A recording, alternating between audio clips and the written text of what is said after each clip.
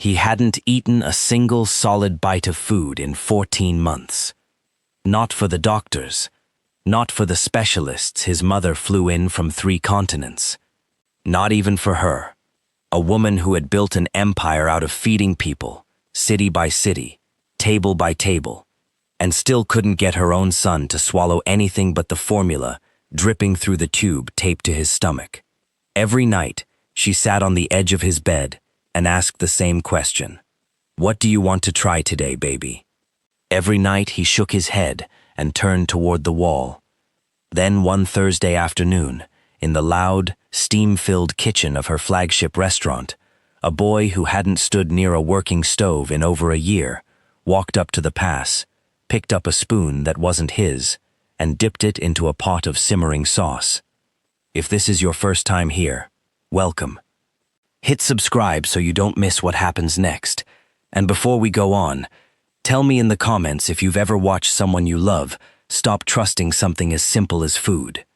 Now let's go back to the beginning, because you need to know what 14 months of silence at the dinner table actually costs before you understand what 1 spoon meant. Nora Calloway built her first restaurant at 24, on a loan she almost didn't get, with a menu of 11 dishes, 6 of which she cooked herself on the nights she couldn't afford a second-line cook. By 32, she had 40 locations across 9 cities, and a personal philosophy she repeated in every interview until it stopped sounding like a slogan and started sounding like a fact. A good meal could fix almost anything about a bad day. She believed it. She had built a career, a company, a life on believing it.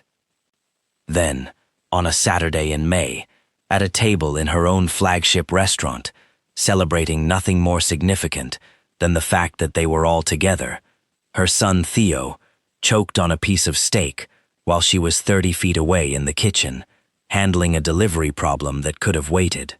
A waiter reached him first, did the maneuver right, cleared it in under a minute.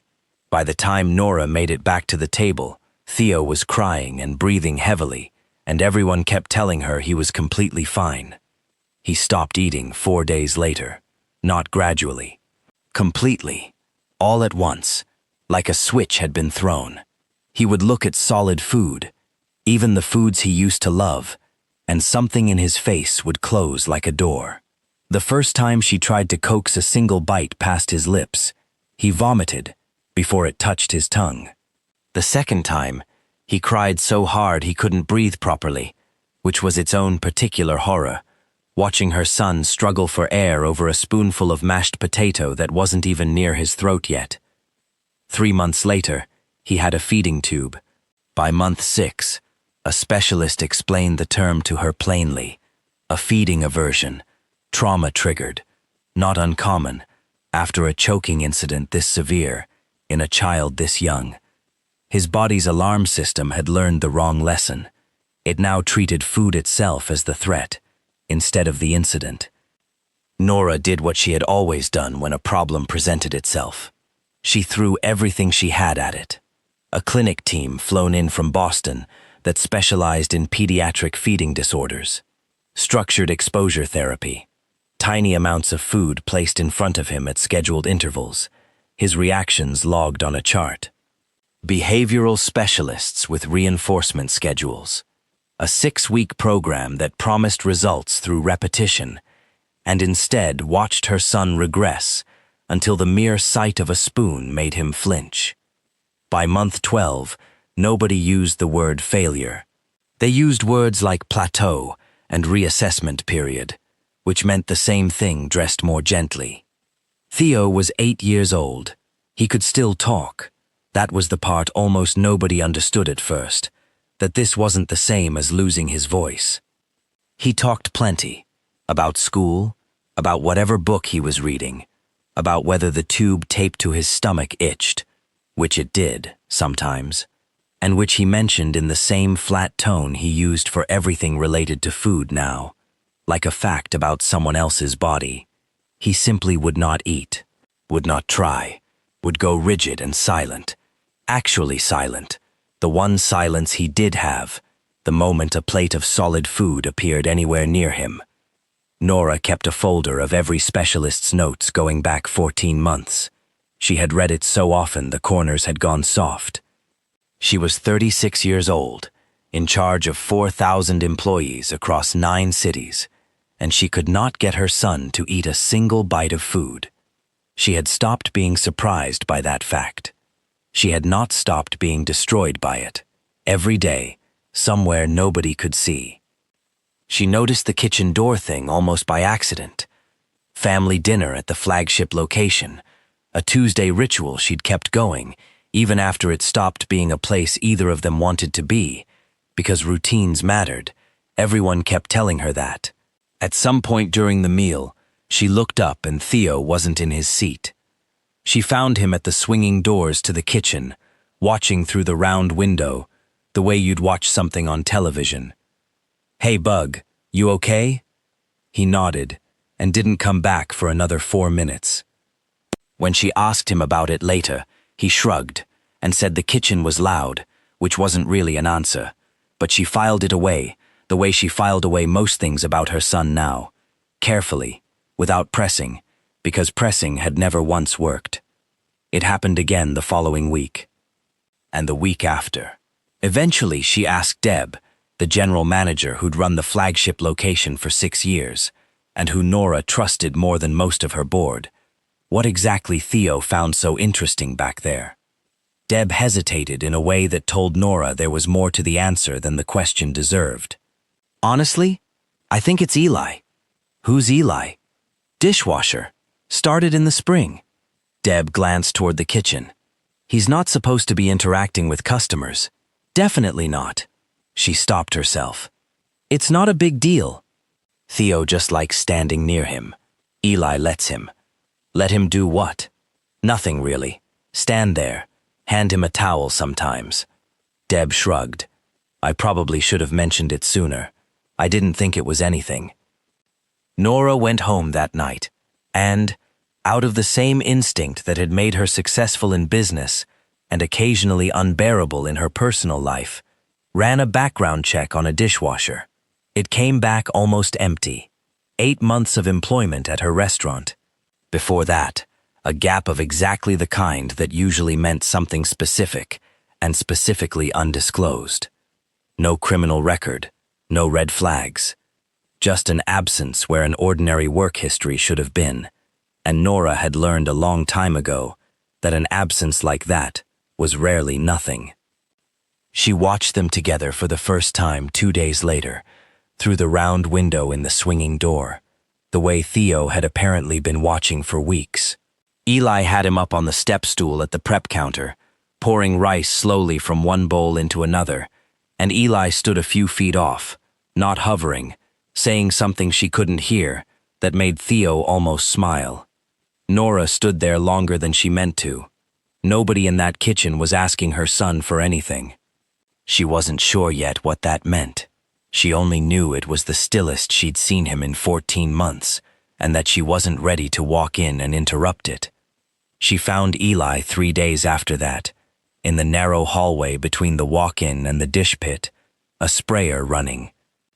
He was tall, built like someone who'd spent years doing physical work that had nothing to do with kitchens, forearms sleeved in faded ink, a few days of gray-flecked stubble. He shut the water off when he saw her waiting. "Mrs. Calloway, you know who I am.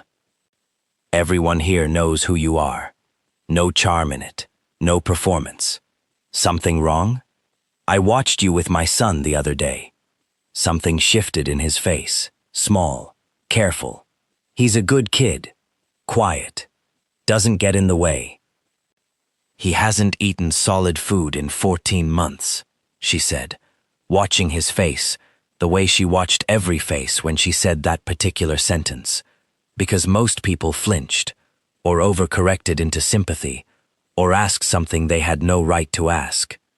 Eli didn't do any of it. He just nodded slowly, filing the information somewhere useful. "What do you two do back there?" "Nothing, really. He watches. Sometimes he stirs something. I don't ask him to eat anything, if that's what you're worried about." "I'd never do that." "Why not?" He considered how much of an answer she'd earned. Because it doesn't work. Somebody's probably already told you that. She let that sit for a moment. What's your background, Mr. Novak? He didn't answer right away. He turned the water back on, then off again, like the pause needed something to do with its hands. Why do you want to know? Because for 3 days I've watched my son choose to be near a kitchen instead of avoiding one. I'd like to understand why. Longer pause. Army, combat medic, 14 years. And now you wash dishes. Now I wash dishes. He agreed, without a trace of embarrassment, which told her more than the answer itself did. He didn't offer anything further, and for once, she found she didn't ask for it. She thanked him and went back out front, and didn't seek him out again for the better part of a week. She spent those days the way she'd learned to spend most things now, watching, carefully, without pressing. Theo asked to go to the flagship location twice on days it wasn't scheduled. He stopped fighting her at the swinging doors when she said it was time to go home. Small things, the kind that meant nothing on their own, and everything stacked together. It was Deb, without quite meaning to, who finally pushed her toward it. He's good with Theo, she said one evening, refilling water glasses in the tone of someone stating a fact rather than making a case. Better than anyone else who's tried. Nora found Eli in the kitchen the next afternoon and asked Deb for 10 minutes in the office. I'd like you to spend more time with him, she said, once the door was shut. Officially, I'll square it with payroll, with insurance, whatever needs squaring. I'm not a feeding specialist. I've had 6 of those. He's worse than when we started. Something moved through his face. Brief, unreadable. I can't promise you anything. Good, Nora said. I stopped trusting the ones who promised things a long time ago. He almost smiled. Not quite. Close. He never once asked Theo to eat. That was the thing that took Nora the longest to understand, and the thing that eventually became the center of everything. Eli's only rule, stated plainly and repeated every time she forgot it. He's not in here to eat. He's in here to help. So Theo rinsed herbs. He stirred sauces he'd never taste, standing on a step stool with a spoon too big for his hand, and nobody asked him to bring it anywhere near his mouth. He plated garnishes for tables that weren't his. He learned to fold napkins fast and precisely, the way the servers did, and took a genuine, quiet pride in it that Nora hadn't seen in her son in 14 months, over anything. He's not getting better, she said to Eli, 3 weeks in the alley behind the kitchen where he took his 10-minute breaks. He still isn't eating. No, Eli agreed. Not yet. Then what are we doing? He considered the question like it deserved real consideration. Teaching his body the kitchen isn't the enemy. Food's still scary. But right now, the only thing he associates with a kitchen is fear, start to finish. And that has to change before anything else can. He looked at her.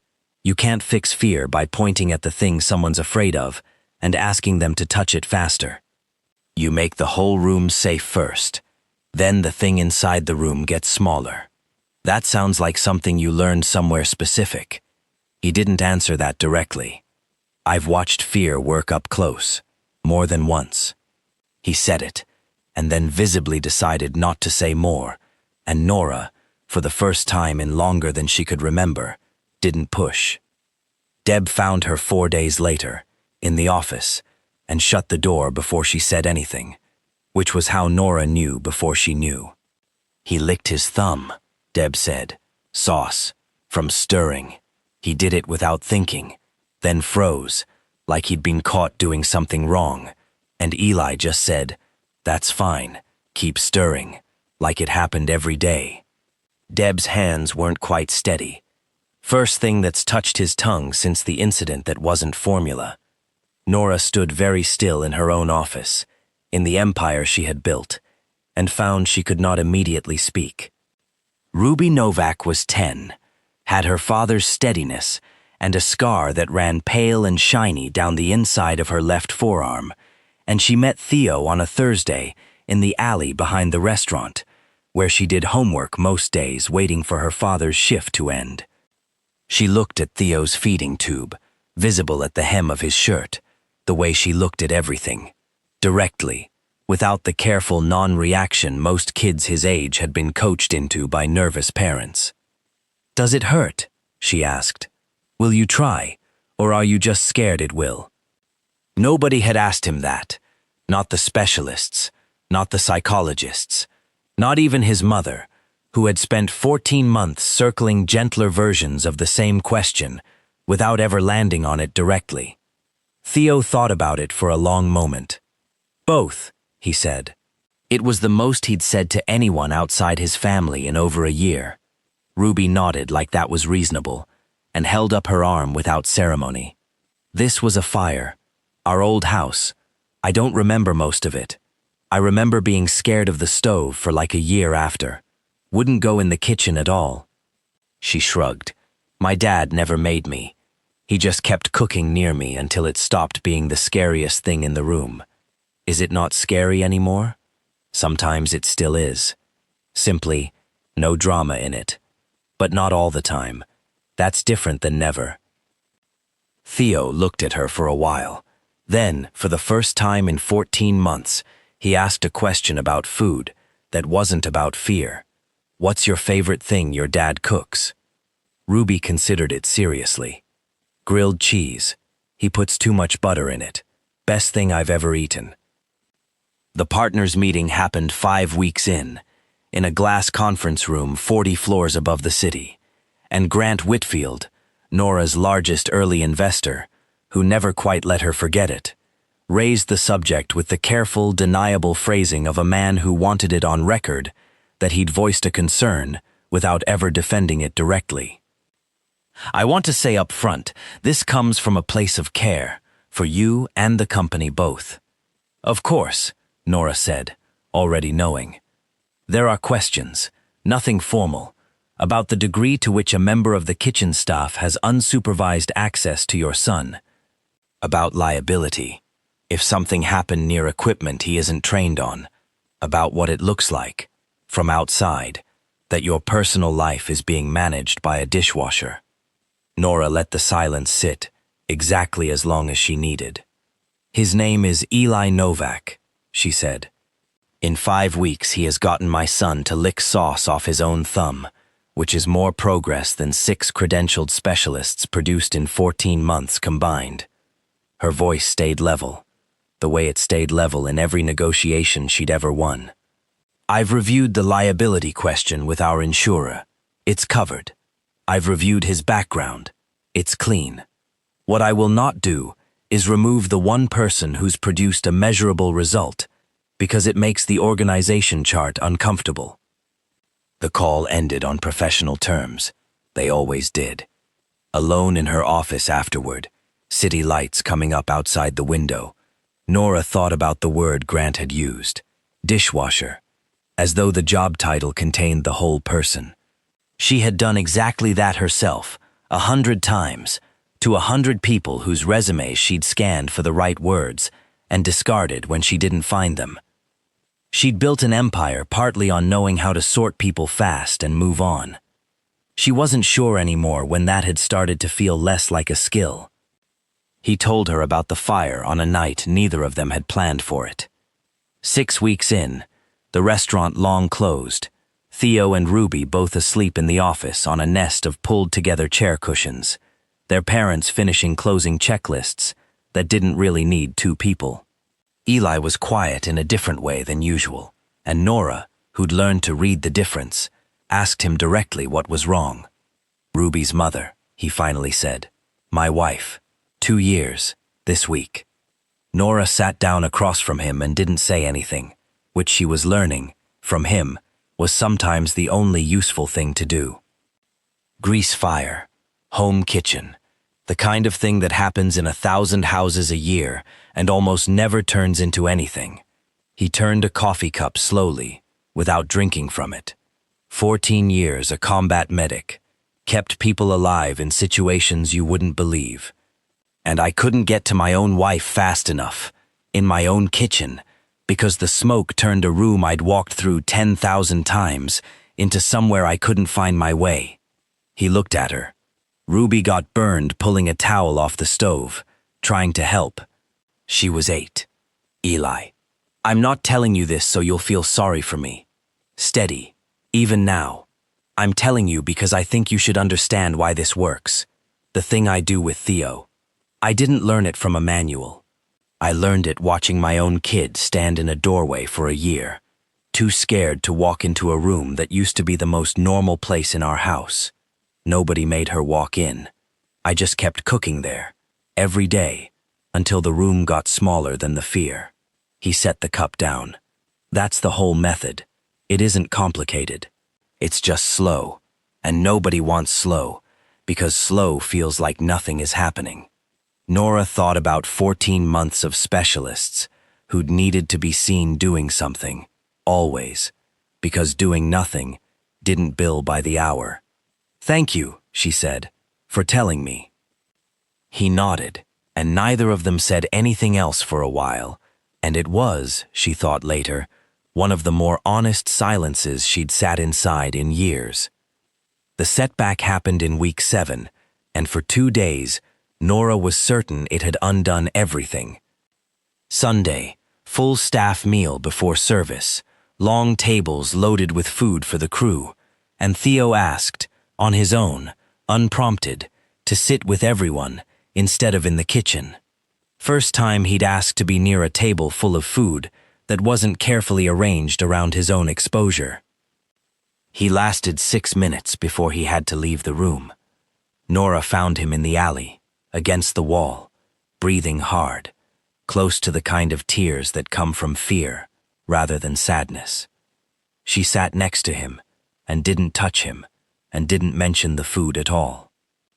I thought I could, he said finally. I know, Bug. Everyone was watching me not eat. I don't think they were. They were. He wiped his face with the back of his hand. Eli wasn't watching me, though. She sat with that. No, he probably wasn't. Eli, when she found him after, wasn't alarmed the way she expected. That's not a setback. That's data. He tried something bigger than he was ready for, because he wanted to. That's the part that matters. We just learned the size was wrong, and go smaller again. He looked at her, steady as always. This was never going to be a straight line. I told you that at the start. You did, Nora admitted. I don't think I believed you. Most people don't. Straight lines are easier to hope for. It happened, finally, on an ordinary Tuesday, 8 weeks after Eli first put a spoon in Theo's hand, in the kitchen after closing, when almost nobody else was there to see it. Theo had been folding napkins at the counter, a task with nothing to do with food, the kind Eli had built 100 sessions around for exactly that reason.